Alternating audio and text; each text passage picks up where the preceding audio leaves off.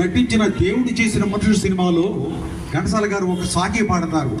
అదేంటంటే, మరల రేపల్లెవాడులో మురళి మ్రోగి మోడు వారిన హృదయాలు పులకించసాగే.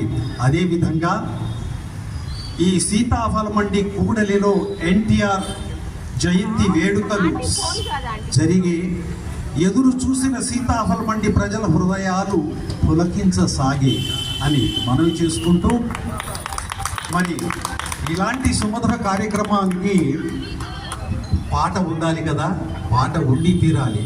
పాట ఉంటే ఎవరు ఉండాలి? పాట అంటే మిత్రగారు ఉండాలి. అయ్యా మిత్రగారు రండి. శ్రీ డిఏ మిత్ర గారు.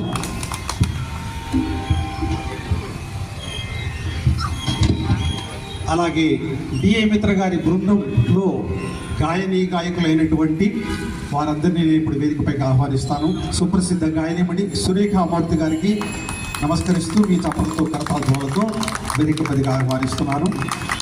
అలాగే మరి సుప్రసిద్ధ కీబోర్డ్ కళాకారుడు అలాగే సుమధుర గాయకుడు అయినటువంటి వినోద్ బాబు గారిని వేదికపైకి ఆహ్వానిస్తున్నాను.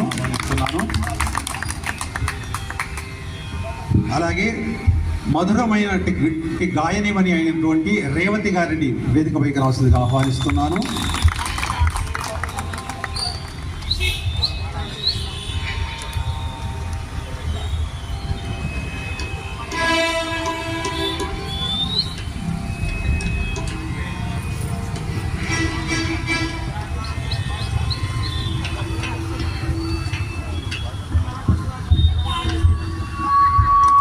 ప్రతి కార్యక్రమం